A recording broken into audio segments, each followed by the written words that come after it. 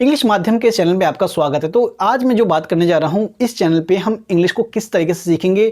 मैंने अभी तक जो वीडियो बनाई है उसमें मैंने आपको बिल्कुल भी इंग्लिश नहीं सिखाई है। मैं अभी आपको बता रहा था कि चैनल में हमारा क्या क्या होने जा रहा है। मैं कुछ आपको करियर की चीज़ें बता रहा था, लेकिन अब जो हम धीरे धीरे स्टार्ट करने वाले हैं इस चैनल पर, अगर आप बने रहते हैं तो मैं भी अब स्टार्ट करने वाला हूँ। इसमें सबसे पहले बेसिक्स लेवल, जो हिंदी मीडियम के जो सबसे बेसिक स्टूडेंट हैं, ठीक है, वो स्टूडेंट कैसे इंग्लिश सीख सकते हैं। तो सबसे पहले रहेगा हमारा बेसिक चीज़ें। बेसिक कॉन्सेप्ट के अंदर हम पढ़ेंगे किस तरीके से हम ग्रामर को पढ़ते हैं, जो कि ट्रेडिशनल तरीका है, जो आप गांव वगैरह में सीखते हैं, जो अपने शहरों में सीखते हैं, जो स्कूल टीचर्स सिखाते हैं, आपको बिल्कुल वैसा ही रहेगा। लेकिन इसके अंदर आपको सारी की सारी जो ग्रामर जो चीज़ें होती हैं, आर्टिकल्स होते हैं, सेंटेंसेस होते हैं, इसको आपको वोकैबुलरीज होती हैं, बहुत सारी चीज़ें, तो इसके अंदर आपको वो चीज़ें सिखाई जाएगी जिसके कहेंगे हम ए लेवल का, जो बेसिक्स लेवल का जो आपका चीज़ें रहेंगी। इसके अंदर आपको कई सारे जो सेंटेंसेस हैं, आपके ग्रामेटिकल जो चीज़ें हैं, वो आप सीखोगे बेसिक लेवल।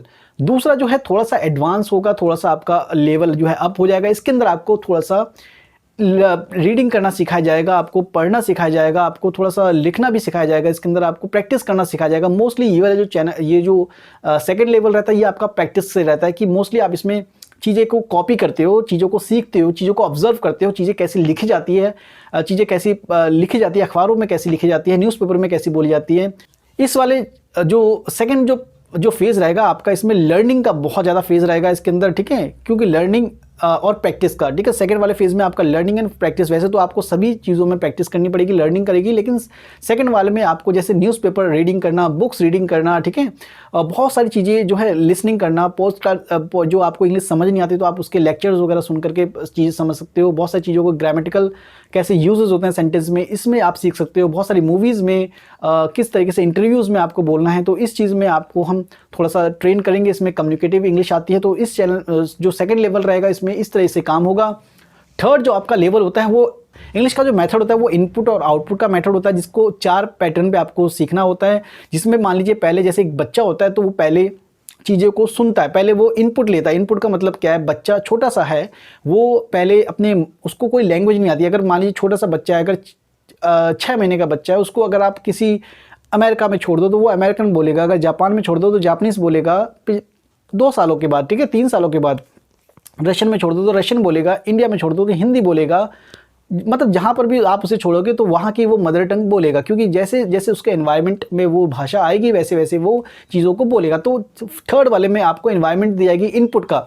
इसके अंदर क्या होगा, तो 2 वाले जो मैंने अभी बताया जिसमें आपको इनपुट था, जिसमें आप सुनोगे, चीज़ों को ऑब्जर्व करोगे, यानी आप अभी एक बच्चे हो, आपको बोलना नहीं आता, आपको लिखना नहीं आता। पहले जो है आपको लिसनिंग एंड रीडिंग, ये दोनों आपके इनपुट मेथड हैं। इनपुट का मतलब क्या है कि आप अभी चीज़ें अपने माइंड में फीड कर रहे हो, सबकॉन्शियसली आपके माइंड में चीज़ें जा रही है, ठीक है, that is called input method. जैसा कि एक बच्चा शुरुआत में जब बॉर्न होता है तो वो सारा का सारा बस इनपुट लेता है, यानी सब कुछ वो सीख रहा है, अभी सबकॉन्शियस उसके माइंड में सब कुछ जा रही है, ठीक है।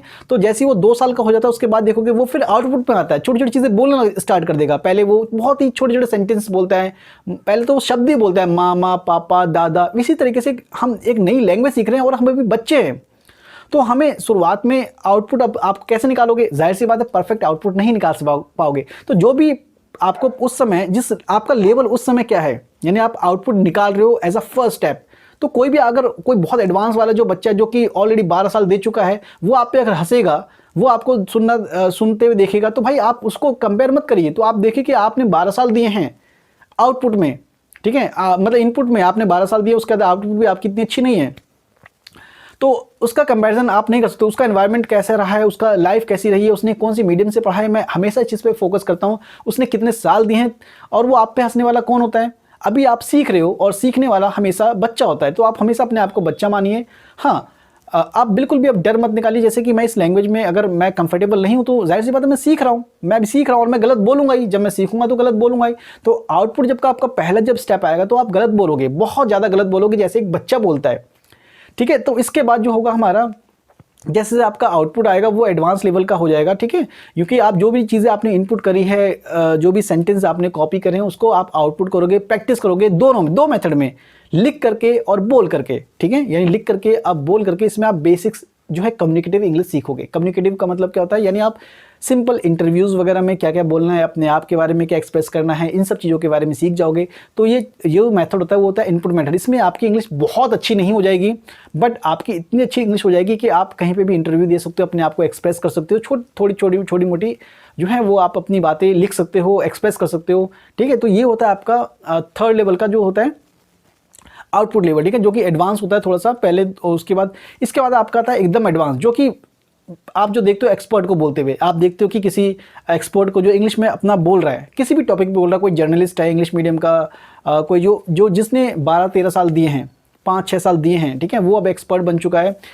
यानी उसने अगर ईमानदारी से 4-5 साल दोगे तो आप वो किसी भी टॉपिक पे बुलवा लेगा, वो आपसे कुछ भी आपसे बुलवा लेगा। ठीक है, तो आप अपने आप को किसी भी सिचुएशन में अपने थॉट्स को इंग्लिश में एक्सप्रेस करोगे, यानी आप पूरी तरीके से एक इंग्लिश मीडियम के स्टूडेंट बन जाओगे। That is called advance level.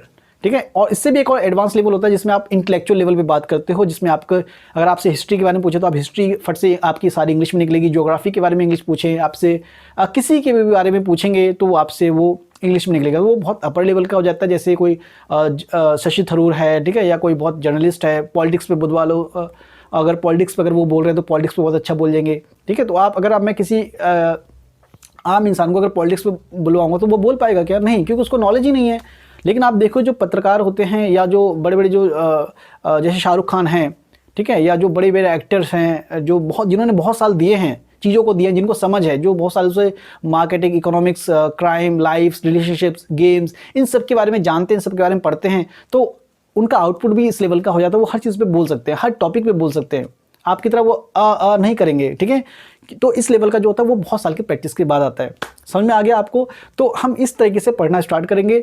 तो इस चैनल पर अगर आप बने रहते हैं तो हम बहुत सारी चीज़ नई नई सीखेंगे। इस चैनल को प्लीज़ सब्सक्राइब करिए। ये हिंदी मीडियम वालों के लिए स्पेशली चैनल बनाया गया है, जिसमें आप एक बेसिक से एडवांस लेवल पे जाओगे। और हाँ, अगर जिसको भी कोई भी यही भी कहता है कि मैं 10 दिन में 20 दिन में सिखा दूंगा, तो भाई सिखाओ, जाओ। 1 साल में, अगर मैं आपको 2 साल देता हूँ, मैं ऐसे बच्चे को लेकर आऊँगा, 2 साल देता हूँ, मैं आपको सिखा के दिखा दो उसको इंग्लिश।